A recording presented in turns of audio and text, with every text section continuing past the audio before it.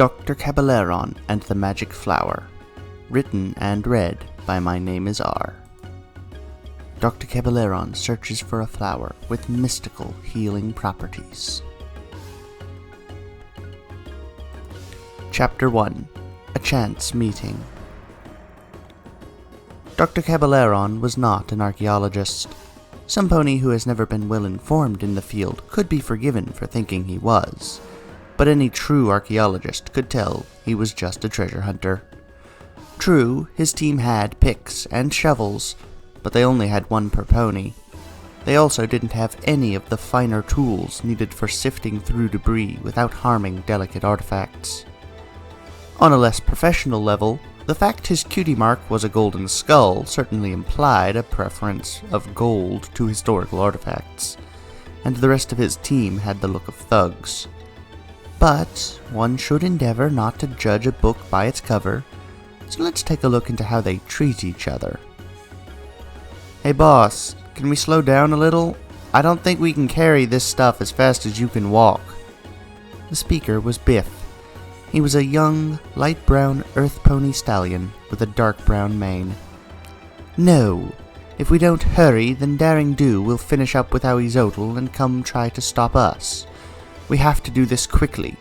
I'm not letting her have the flower of life. Caballeron set off even faster than before, leaving his team in the dust. Maybe if you helped carry the tools, then we could go faster, grumbled Biff. On the other hand, we build the associations of appearance for a reason. At last, cried Dr. Caballeron, I've finally found it. He was standing in the mouth of a cave, staring at a cave-in. The whole thing was set in the side of a mountain. This must be the entrance to the hidden temple of Machu Picchu volcano. And with Daring Do busy foiling our Izotl, nothing can stop me. Dr. Caballeron looked around him at the dense jungle. As soon as I find where my hench ponies set up base camp. A monkey threw a stick and hit him in the head. And the first thing I'll have them do is get rid of you, he shouted at the monkey, who scurried up the tree and out of sight. That's right, run away, and don't come back. He headed back into the jungle in search of his camp.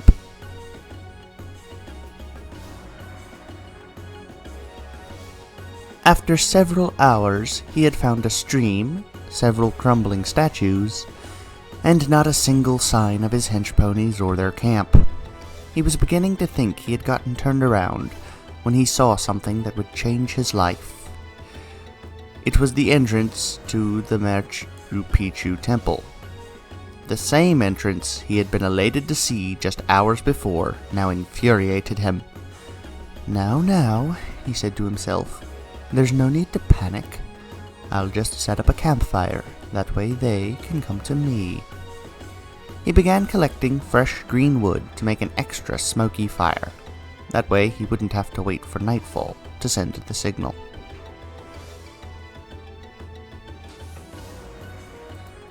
Fizzlepop Berry Twist was a mess. She had lost track of how long she had been lost in the jungle. She had set out to find the Flowers of Life, a powerful breed of flower that was said to be able to cure any ailment. She didn't care how long it took, or how many ferocious beasts she had to fight. She would find them. On the plus side, all the beast fighting had taught her how to use her broken horn to attack her foes. She was collecting water in her bottle when she saw a trail of smoke rising to the east. Who would be out here in the middle of the jungle? Unless they're here for the flowers too. She looked down at herself. Her coat was as brown as it was purple and matted everywhere. She had scratches all over her body, and she hadn't been full for over a week. I might as well see if they'd be willing to help me. I've got nothing to lose. After around half an hour of hard marching through an uncooperative jungle, Berry Twist heard screaming. Hench ponies! Biff! Any pony! Help! Berry Twist took off at a run towards the cries. She found a brown earth pony stallion running from a jaguar. She stood her ground and lowered her head as the stallion ran past her. Just as the jaguar leaped at her, she released a powerful magic blast from her broken horn. It hit the cat square in the chest and sent it tumbling backwards. The cat stood up and jumped into the bushes. "Are you okay?" asked Berry Twist, looking at the stallion. "Yes, thanks to you," he said. He had an accent she couldn't place. "Say, I could use a powerful pony like yourself. Would you be interested in a job, miss?" She opened her mouth to say, "Fizzlepop Berry Twist," when a thought occurred to her. She could say anything to this stallion, and he would never know anything was amiss. "Tempest Shadow, and I'm on a quest to find the flowers of life. I don't want anything but one of the flowers." "That's perfect, then. I am also looking for the flowers of life. In fact, I already know where to find them. I just need some pony to help me clear some rubble, and we'll be set. Do you think you can blast rocks as well as you can jaguars?" "I'll break anything in my way." "So, is that a yes? You'll take the job?" "Yes." The stallion began walking back the way he had come. "This way to the Temple of Machu Picchu, for it is within those buried halls the flowers of life grow." The newly christened Tempest Shadow followed him. "By the way, I am Dr. Caballeron. If you see a yellowish-orange Pegasus with a grey mane, shoot them and alert me." "Why's that?" "Because that is what Daring Do looks like. I don't think she is in this jungle, but she has a habit of taking the treasures I find. And if you see 4 idiots with gear for an expedition, they're my team. They got lost in the jungle this morning." "If they got lost, shouldn't we be trying to find them?" "I'm sure they'll be fine. And besides, you've got to look after yourself. In the end, you are the only person you can trust completely. Others might be stupid, lazy, or ignorant. You are limited only by your intellect and cunning. Others can be useful, but in the end it comes down to you, and to you alone." Tempest Shadow thought about that. She had already lost her friends. She wasn't sure why she had been trying to help others when they hadn't helped her. "You're right. I don't need friends. I used to think I did, but no more. From now on, it's strictly business." "Well then, let's get ourselves some flowers." Once they reached the fire, Caballeron put some more wood on it to ensure it would burn through the night. "We'll wait here until dawn. Get some sleep so we're ready to tackle the temple at our best. It's full of booby traps, but I know how to get past them." "So, why do you want the flower?" asked Tempest as she sat by the fire. "I want it to restore my horn, but you seem healthy." "Ah, I just want to sell it and become rich." "I see," said Tempest, a hint of displeasure in her voice.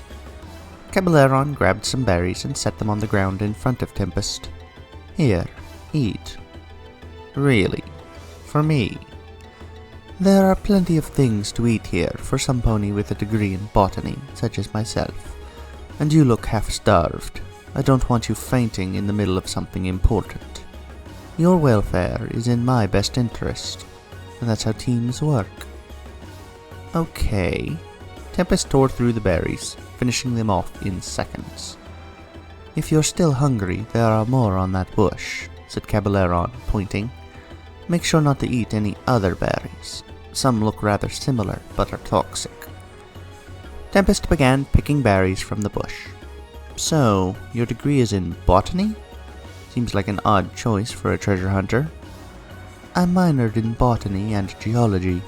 My major is in history. And I wasn't always a treasure hunter. I used to be a history professor. Then I went on an archaeological dig. That's where I realized how much more money some ponies will pay than the museums. I think I might go back to teaching history in a decade or 2.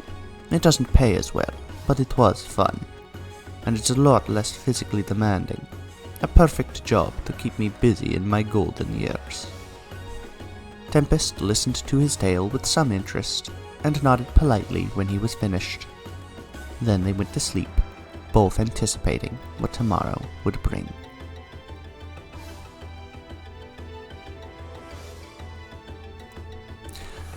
As with Boulder's Holiday, this is another story I wrote for the pairing contest where you take two characters who have seldom, if ever, been seen together, and you stick them together and make a story about them. This one, unlike Boulder's Holiday, I did not roll some dice and just see what came up. I mean, I did do that. I found a few pairings that I didn't see a way to work with, and I eventually said, you know what? No, I'm just gonna pick. And I decided I wanted to see Tempest Shadow and Tempest Shadow and Zakora, with one of the people from the Daring Do set. This turned out to be the only pair that hadn't been done before. So this is what I did. Timeline-wise, this story is set roughly before the start of the show.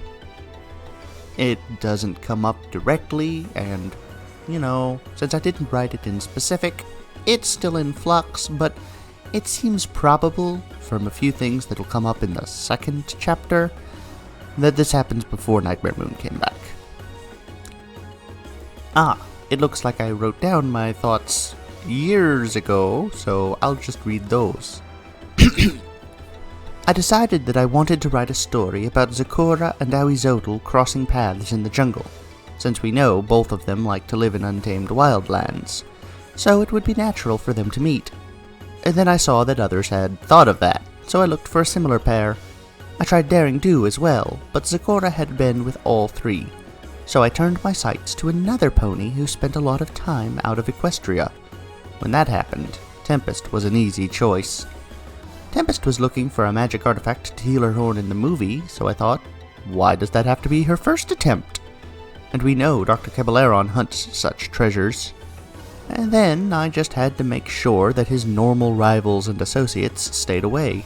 A few words about how Daring and Awizotl were busy with each other, and have the good doctor get lost, and the stage was set. Thank you for listening. I'll make sure to have the next chapter up before too long. Have a good time. Goodbye, everyone.